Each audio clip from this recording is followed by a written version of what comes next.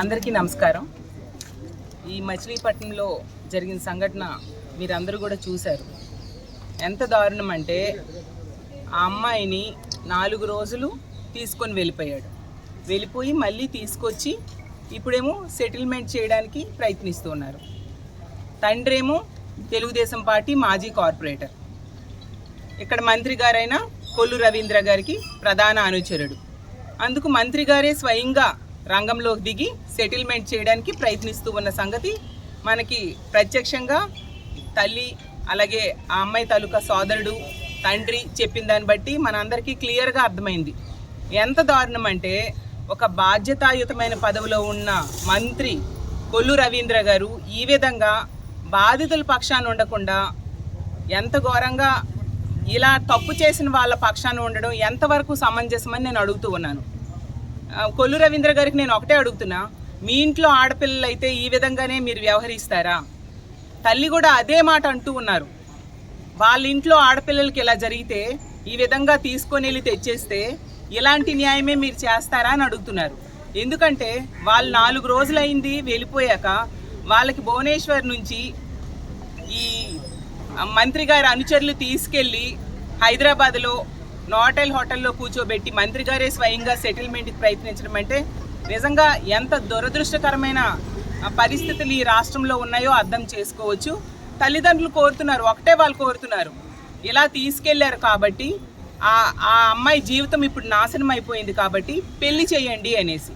అది న్యాయమైన కోరిక. ఆ కోరికని ఈరోజు కాదని ఆ తల్లిదండ్రులకు కూడా ఆ అమ్మాయిని కల్పించకుండా మాట్లాడనివ్వకుండా ఆ అమ్మాయిని ఒక జువెనైల్ హోమ్లో పెట్టేసి వాళ్ళకి కాంటాక్ట్ లేకుండా చేసిన పరిస్థితి. ఇంకా తిరిగి బెదిరించడం, పెళ్లి కనుక చేసినా కూడా చంపేస్తామని ఆ అబ్బాయి తాలూకా తండ్రి సుబ్రహ్మణ్యం అతని మనుషులు కలిసి బెదిరిస్తున్నారంట. అంటే ఎంత దారుణంగా ఉంది. అంటే ఈ కూటమి ప్రభుత్వం అధికారంలోకి వచ్చాక ఒక అమ్మాయికి న్యాయం జరగాలంటే ఇంకో మహిళ ఆత్మహత్యాయత్నం చేస్తే, ఆత్మహత్య చేసుకోవడానికి ప్రయత్నిస్తేనా అప్పటికి కూడా ఇంకా న్యాయం జరగలేదు. ఇంత దారుణమైన పరిస్థితులు ఈ ఆంధ్రప్రదేశ్ రాష్ట్రంలో నెలకొన్నాయి. అంటే ఆడవాళ్ళు స్వేచ్ఛగా బ్రతకూడదా? ఆమె ఆ స్కూల్లో ఉద్యోగం చేయడానికి వెళ్ళింది, 4 రోజులైంది. 4 రోజుల్లోనే ఆ అమ్మాయికి ఈ విధంగా చేయడం ఎంతవరకు సమంజసం? చూస్తే ఆ సుబ్రహ్మణ్యం అనే వ్యక్తి పెట్టిన స్కూలు విలువలతో కూడిన విద్యను అందిస్తాము అని చెప్పి ఒక గురుకుల పాఠశాలని, హరే కృష్ణ గురుకుల పాఠశాలని పెట్టారు. ఒక ఉన్నతమైన విద్యను అందిస్తారు అనుకుని ఎంతోమంది అక్కడ చదవడానికి జాయిన్ అవుతారు. కానీ తన సొంత కొడుకు కూడా విలువలు నేర్పించలేదు.